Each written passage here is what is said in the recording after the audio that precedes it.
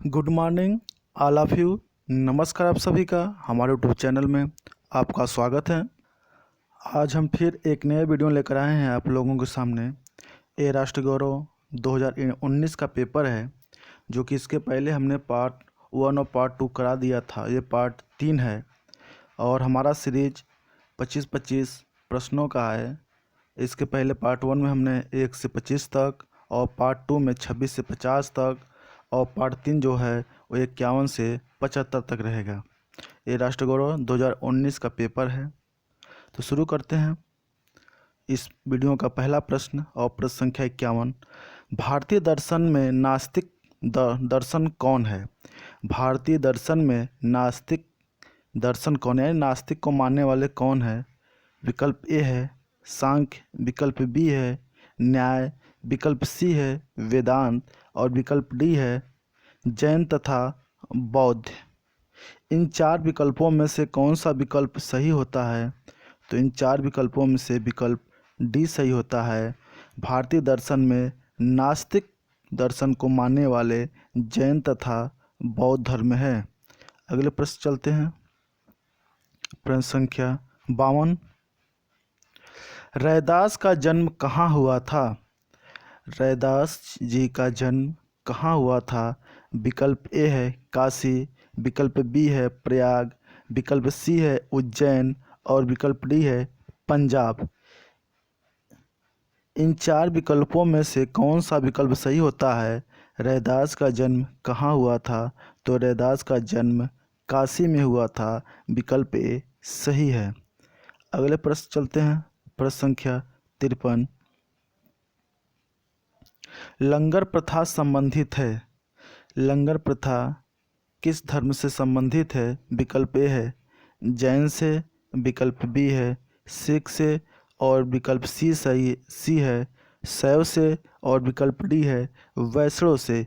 इन चार विकल्पों में से कौन सा विकल्प सही होता है? इन चार विकल्पों में से विकल्प बी सही होता है। लंगर प्रथा सिख से संबंधित है। लंगर वह प्रथा है जिसमें भोजन कराया जाता है लोगों को। अगले प्रश्न चलते हैं। प्रश्न संख्या 54। संगम साहित्य किस भाषा में लिखे गए थे? यानी संगम साहित्य किस भाषा में है? विकल्प ए है संस्कृत, विकल्प बी है प्राकृतिक, विकल्प सी है तमिल और विकल्प डी है मलयालम। इन चार विकल्पों में से कौन सा विकल्प सही होता है? तो संगम साहित्य भाषा तमिल भाषा से संबंधित है। अगले पर चलते हैं। प्रश्न संख्या 55। 7 सुल्तानों का शासनकाल किस सूफी संत ने देखा था? 7 सुल्तानों का शासनकाल किस सूफी संत ने देखा था? विकल्प ए है बाबा फरीद, विकल्प बी है निजामुद्दीन औलिया, विकल्प सी है मीर मोहम्मद और विकल्प डी है बख्तियार काकी। इन चार विकल्पों में से कौन सा विकल्प सही होता है? तो इन चार विकल्पों में से बी सही होता है। निजामुद्दीन औलिया 7 सुल्तानों का शासनकाल सूफी संत ने देखे थे। अगले पर चलते हैं हम। प्रश्न संख्या 56। संस्कार का क्या उद्देश्य था? संस्कार का क्या उद्देश्य था? विकल्प ए है शुद्ध करना, विकल्प बी है शिक्षित करना, विकल्प सी है यज्ञ करना और विकल्प डी है कोई नहीं। इन चार विकल्पों में से कौन सा विकल्प सही होता है? तो इन चार विकल्पों में से विकल्प ए सही होता है। संस्कार का उद्देश्य होता है शुद्ध करना। अगले प्रश्न चलते हैं। प्रश्न संख्या 57। अष्टांग योग संबंधित है। अष्टांग योग किससे संबंधित है? तो विकल्प ए है चिकित्सा से, विकल्प बी है कला से, विकल्प सी है ज्योतिषी से और विकल्प डी है योग से। इन चार विकल्पों में से कौन सा विकल्प सही होता है? तो इन चार विकल्पों में से विकल्प डी सही होता है। अष्टांग योग से संबंधित है। अगले पर चलते हैं। प्रश्न संख्या 58। गागर में सागर के लिए प्रसिद्ध संत कौन थे? यानी गागर में सागर किस कवि ने या किस संत के द्वारा या किसे प्रसिद्ध कहा जाता है? विकल्प ए है कबीर, विकल्प बी है रहीम, विकल्प सी है रस खान और विकल्प डी है सूरदास। इन चार विकल्पों में से कौन सा विकल्प सही होता है? तो इन चार विकल्पों में से विकल्प एक भी सही नहीं होता है और इसका सही उत्तर है बिहारी दास। यानी गागर में सागर भरने वाले प्रसिद्ध संत को बिहारी कहा जाता है, जो कि उनके सबसे फेमस रचयिता या पुस्तक है बिहारी सत्यसई। अगले पर चलते हैं। प्रश्न संख्या 59। तूतीय हिंद नाम से प्रसिद्ध थे। तूतीय हिंद नाम से कौन प्रसिद्ध था? विकल्प ए है अमीर खुसरो, विकल्प बी है अलबरूनी और विकल्प सी है बीरबल और विकल्प डी है अब्दुल फजल। इन चार विकल्पों में से कौन सा विकल्प सही होता है? तो इन चार विकल्पों में से विकल्प ए सही होता है।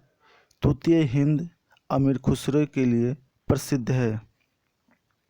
अगले पर चलते हैं। प्रश्न संख्या 60। सीता का अन्य नाम था। सीता का अन्य नाम क्या था? तो विकल्प ए है सावित्री, विकल्प बी है गीता, विकल्प सी है वैदेही और विकल्प डी है इनमें से कोई नहीं। इन चार विकल्पों में से कौन सा विकल्प सही होता है? तो इन चार विकल्पों में से विकल्प सी सही होता है। सीता का एक और नाम था वैदेही। अगले प्रश्न चलते हैं। प्रश्न संख्या 61। अर्थशास्त्र का विषय है। अर्थशास्त्र का संबंध किससे है? तो विकल्प ए है राजनीति से, विकल्प बी है धर्म से, विकल्प सी है व्याकरण से और विकल्प डी है अर्थशास्त्र से। इन चार विकल्पों में से कौन सा विकल्प सही होता है? इन चार विकल्पों में से विकल्प डी सही होता है अर्थशास्त्र से। अर्थशास्त्र से संबंध है, लेकिन इसके अलावा राजनीति शास्त्र, दर्शन शास्त्र, शिक्षा शास्त्र यानी सभी समाज शास्त्र सभी विषयों से संबंध रखता है, लेकिन सबसे ज़्यादा अर्थशास्त्र से संबंध रखते हैं। अगले प्रश्न चलते हैं। प्रश्न संख्या 62 है।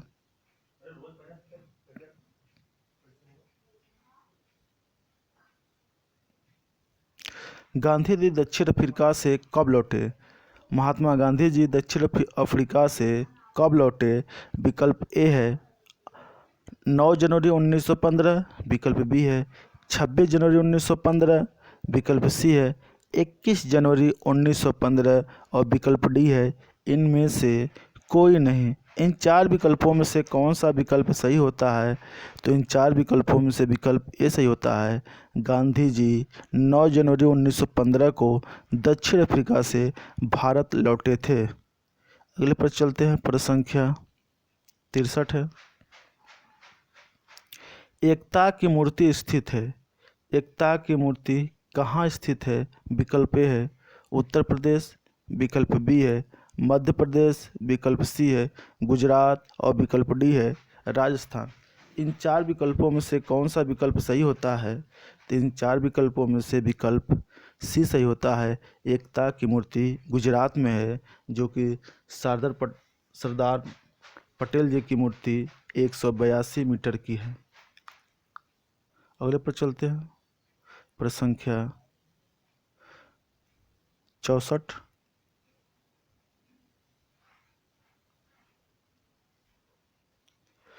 भारतीय संस्कृति की विशेषता है।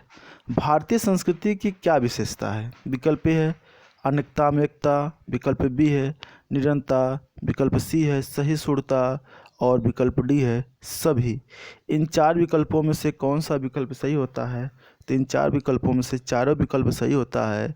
भारतीय संस्कृति की विशेषता है अनेकता में एकता, निरंतर, सहिष्णुता, भाईचारे, अखंडता सभी है जो भारतीय संस्कृति की विशेषता है।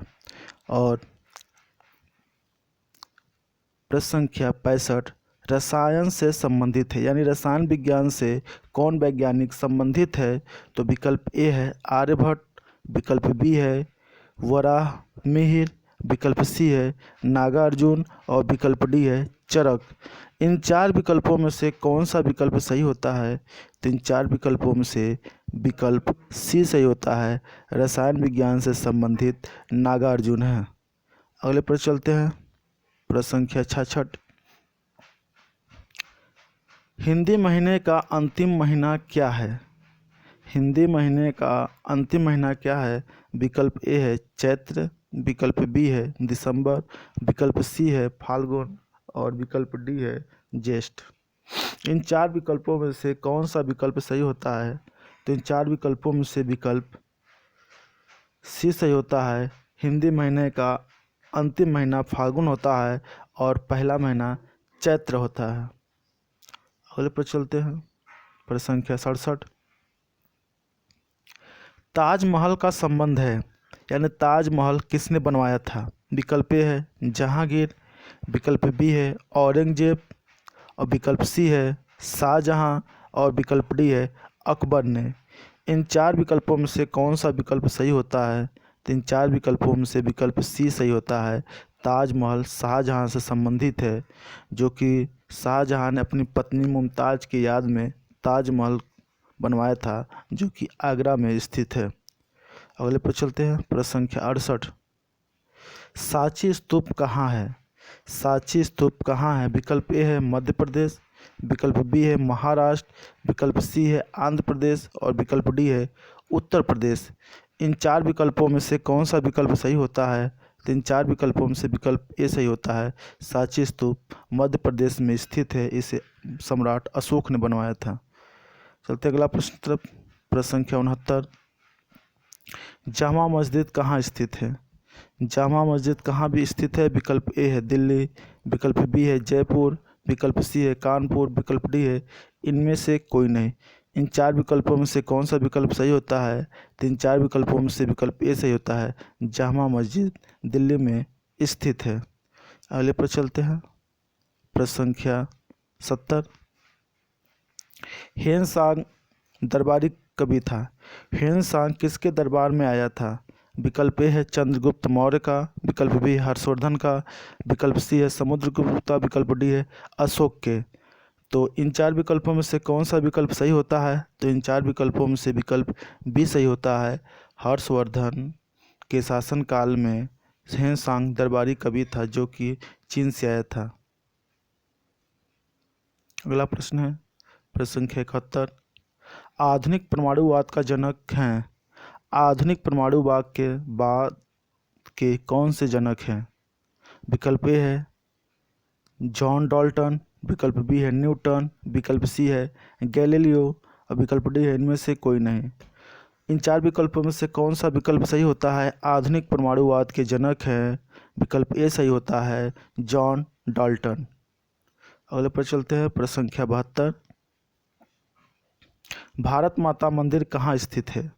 भारत माता मंदिर कहाँ स्थित है? विकल्प ए है वाराणसी तथा हरिद्वार, विकल्प बी है प्रयाग, विकल्प सी है कन्नौज और विकल्प डी है जौनपुर। इन चार विकल्पों में से कौन सा विकल्प सही होता है? इन चार विकल्पों में से विकल्प ए सही होता है, भारत माता मंदिर वाराणसी में स्थित है, न कि हरिद्वार में। अगले पर चलते हैं, प्रश्न संख्या 73। विवेकानंद के गुरु थे, यानी स्वामी विवेकानंद के कौन गुरु थे? विकल्प ए है रामकृष्ण परमहंस, विकल्प बी है रामानंद, विकल्प सी है चैतन्य महाप्रभु और विकल्प डी है इनमें से कोई नहीं। इन चार विकल्पों में से कौन सा विकल्प सही होता है? इन चार विकल्पों में से विकल्प ए सही होता है, स्वामी विवेकानंद के गुरु रामकृष्ण परमहंस थे, जिसने अपना सारा जीवन स्वामी विवेकानंद अपने गुरु के समर्पित कर दिया था। अगले प्रश्न है, प्रश्न संख्या 74। लोहे का स्तंभ प्रमाण संबंधित है। लोहे का जो अस्पष्ट प्रमाण कहाँ मिलता है? तो लोहे का स्पष्ट प्रमाण विकल्प ए है पूर्व वैदिक काल से, विकल्प बी है बौद्ध युग से, विकल्प सी है उत्तर वैदिक युग से और विकल्प डी है मौर्य युग से। इन चार विकल्पों में से कौन सा विकल्प सही होता है? तो इन चार विकल्पों में से विकल्प ए सही होता है, लौह का स्पष्ट प्रमाण पूर्व वैदिक युग में 1400 ईसा पूर्व के आसपास मिलता है। प्रश्न संख्या 75 है और इस वीडियो का यह लास्ट प्रश्न है। और इससे पहले हमने आपको 24 प्रश्न करा दिए हैं और हमारा अगला जो वीडियो आएगा, जो पार्ट 4 होगा राष्ट्र गौरव 2019 का, उसमें होगा 76 से लेकर 100 तक प्रश्न। तो प्रश्न चलते हैं। किस भारतीय विद्वान ने निष्कर्ष किया कि पाई का मान 22/7 होता है?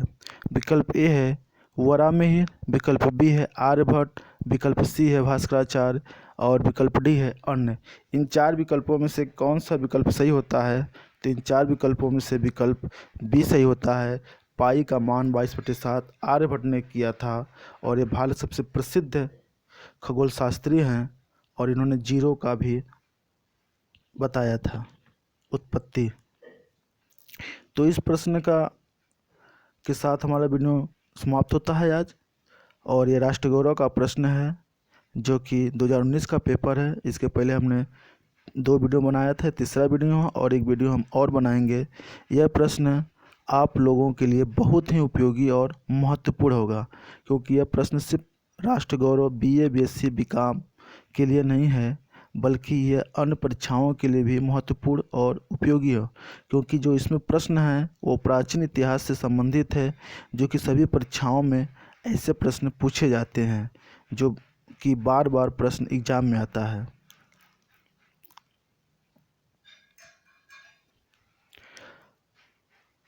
अगर हमारी वीडियो पसंद आता है तो इसे लाइक करें, शेयर करें, कमेंट करें और सब्सक्राइब करें। ज़्यादा से ज़्यादा वीडियो अपने दोस्तों में शेयर करें, जिससे उनको भी इस वीडियो का लाभ मिल सके। नमस्कार आप सभी।